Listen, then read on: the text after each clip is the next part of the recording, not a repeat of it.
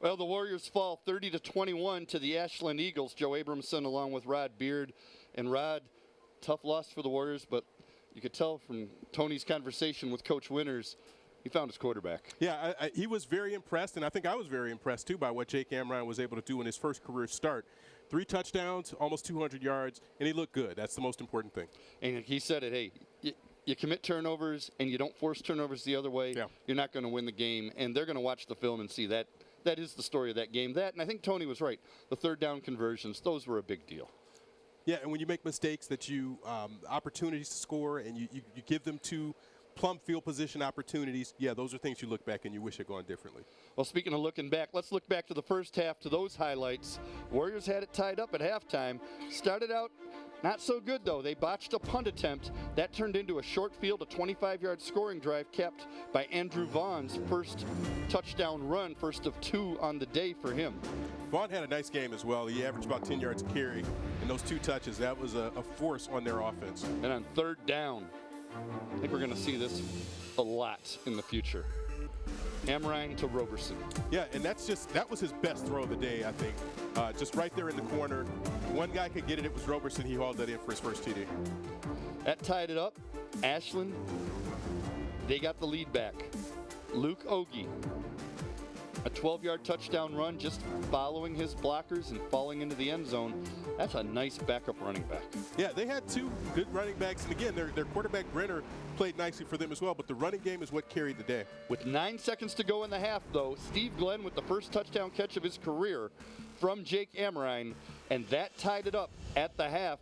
Warriors were in this ballgame. The Warriors were in this ballgame right up to the end. Let's take a look at the second half. Warriors had their chances, but Ashland, they were the ones able to make the most of their opportunities. Vaughn, this was a sweet run. Best run of the day for either team. Yeah, Vaughn was just elusive, and the cutback right there, another quick cutback, got to the right side and got in the end zone. Wayne State did not have a defensive answer for him. You know, Wayne State had the ball for almost 20 minutes in the first half. They had it for 10 in the second half. That's such a big difference. Hey, first of 3 field goals for Satchel Denton. And he was huge. That time of possession just flipped the script from the first half to the second half.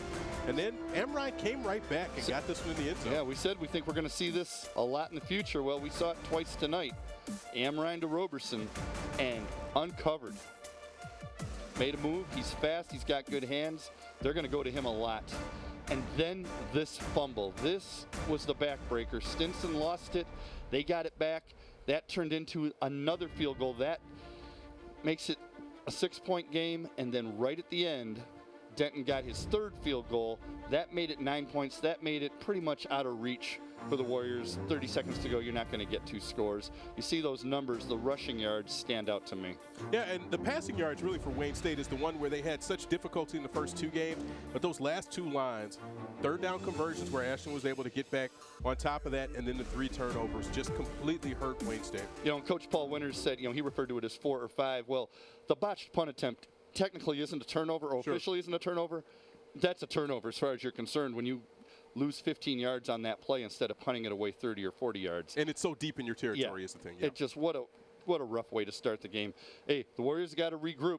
At least for the first time this season, the same guy is going to start at quarterback 2 weeks in a row. Yeah, you would think, and Jake Amrine is going to give them a lot of confidence of a guy who can run that offense and put some points on the board in the first half and the second half. I think they found a quarterback, and that's a good thing. And it's good for the coaches. It's good for Jake, and I think it's good for the rest of the offense because at least now there's certainty for them, too. The line knows who they're blocking for.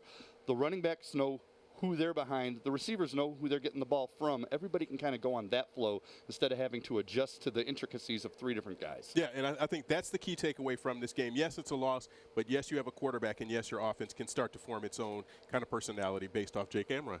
Hey, Warriors took a tough one. They'll go on the road next week, and then we'll be back once again right here on CN 900. The final score tonight, Ashland 30, Wayne State 21. For my partner Rod Beard, for Tony Ortiz, for our director Mike Johnson, and for all of the hard-working crew here at CN 900, I'm Joe Abramson. We'll catch you next time with more Wayne State Warrior football.